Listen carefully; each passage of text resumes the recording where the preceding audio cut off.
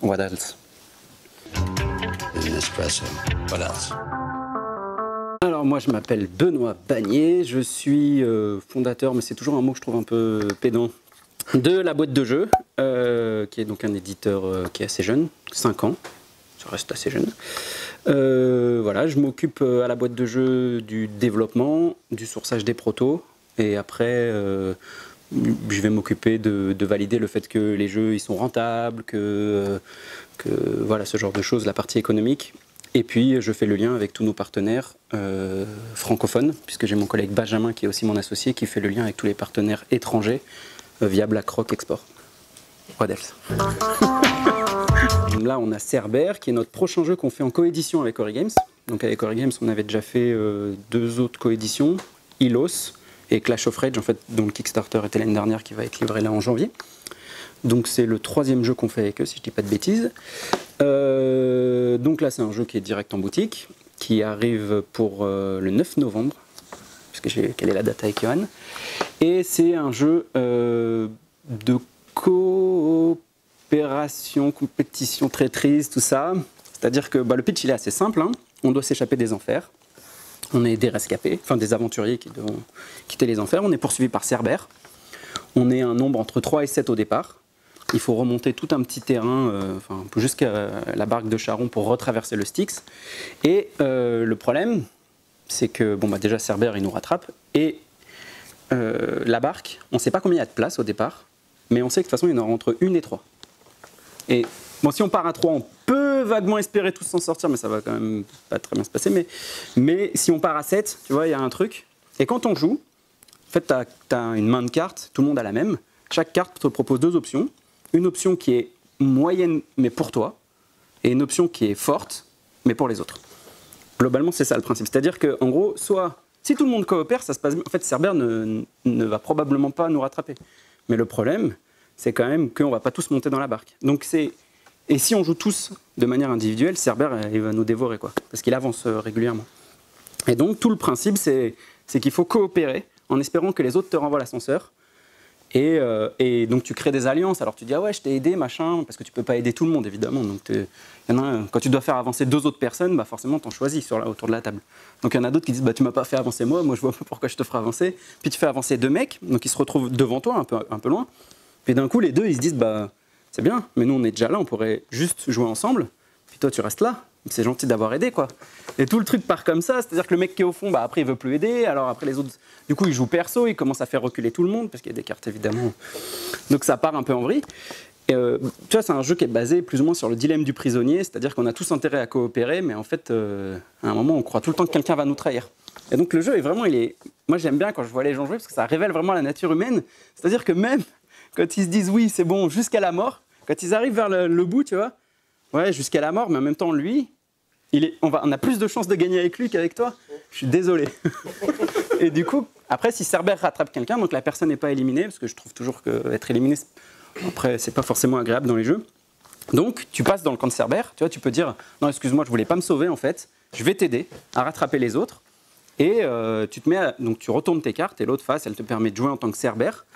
Et donc là, quand ça revient à ton tour de jeu, tu vas faire des choses pour booster Cerber, reculer les autres, etc. Beaucoup d'actions qui vont te permettre de séparer les groupes pour des gens qui étaient bien alliés et qui avançaient ensemble. Tu vois, quand tu leur mets 3 cases d'écart, bon, est-ce qu'ils continuent à être alliés? Essayer de créer des dissensions comme ça. Et voilà, et tu peux gagner en Cerber, sachant que tout le monde ne peut pas passer Cerber pour gagner. C'est-à-dire qu'à un moment, il y a un point de bascule. Quand on va pas faire la règle, mais en gros, quand le point de bascule passe, tous ceux qui n'étaient pas Cerber ont perdu. S'ils n'ont pas gagné. Dans les autres projets, on a fait un Kickstarter j'allais dire en fin d'année, mais c'est fin d'année scolaire. Je suis encore un petit peu jeune dans ma tête, mais en fin d'année scolaire, on a fait Netatanka qui a très bien marché. Donc là, on est en train de finaliser les fichiers et il devrait être livré en février. Et donc en boutique dans la foulée, puisque avec toutes les offres des boutiques partenaires qu'on a, la centaine de boutiques partenaires, en fait, elles peuvent mettre les jeux en même temps qu'ils sont livrés. On a donc aussi Clash of Rage, qui était le Kickstarter de l'année d'avant, qui a eu un petit retard à l'allumage, qui va arriver à peu près dans la même période. Celui-là, il est déjà en production.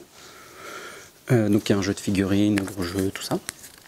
Et Et on a l'extension d'Outlive, c'est une petite extension, enfin une petite extension pour Outlive qui rajoute un lieu au centre du plateau, des nouvelles façons de scorer, quelques événements, etc.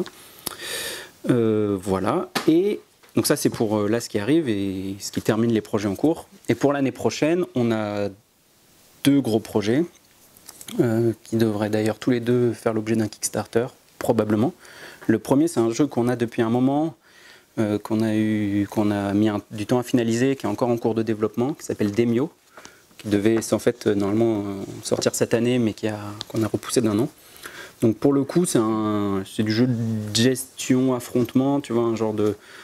Je sais jamais très bien de comparer, mais on va être un peu dans quelque chose qui peut se positionner dans une catégorie genre sites, tu vois, c'est un peu de la gestion, et puis t'as un peu d'affrontement, donc ça se joue avec un draft 2D. En fait, on a un pool de dés, et les dés, ils ont 6 faces, donc chacun notre tour, on va piquer un dé pour faire des choses sur notre plateau, et en fait, tu les prends pour leur face, mais il y a 3 couleurs de dés, vert, rouge et bleu, et en fonction de leur couleur, tu vas pouvoir faire des choses, donc tu le choisis à la fois pour la face et à la fois pour la couleur, voilà. Donc ça, c'est un jeu de Jérémy Ducré. Donc c'est son premier jeu et qui est illustré par Dimitri Chapuis. Donc je touche du bois pour qu'ils finissent bien et tout ça. Quand on est dans le développement, c'est jamais sûr, même quand tu te dis ah ouais je suis à 90%, 95%, et puis des fois tu te dis ah non il faut rebosser. Et là Demio ça fait 4 fois qu'il est à 95%.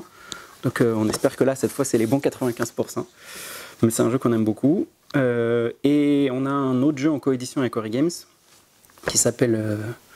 normalement qui devrait s'appeler It's a Wonderful World, qui est un jeu de draft et de moteur de production de ressources. Donc en fait on va développer une nation, donc on fait 4 tours de draft de cartes, et tes cartes, tu les poses devant toi, elles vont nécessiter des ressources pour être construites. Quand elles sont construites, tu les mets comme en dessous d'autres cartes, et elles te montrent tout ce que tu produis tous les tours. En fait tout le principe c'est de créer des moteurs pour finir des cartes, pour créer des moteurs pour finir des cartes, etc. Donc ça, c'est un jeu qui se joue de 1 à 5 joueurs pour l'instant, et donc qui dure 45 minutes, 30-45 minutes, et qui a en tout cas moi je trouve qu'il y a un bon mode solo, au-delà du jeu qui fonctionne bien en multijoueur, qui a un mode solo assez intéressant. Moi j'y retrouve, à titre personnel, les sensations que je peux avoir quand je joue en solo à Terraforming Mars. Donc voilà, sur le côté, tu as tout un système, parce qu'en fait tu peux pas drafter tout seul. Donc en fait le principe c'est que tu vas avoir des packs de cartes, et tu peux choisir de sacrifier certaines cartes pour aller creuser la pioche pour chercher les cartes qui vont comboter avec ce que tu veux faire. Et donc tout le mode solo, là je travaille dessus pour avoir tout un système de scénario avec des choses que tu gardes d'une partie à l'autre, etc. Voilà. Donc ça c'est nos projets là pour l'année.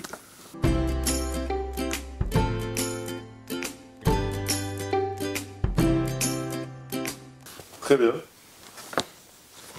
What else?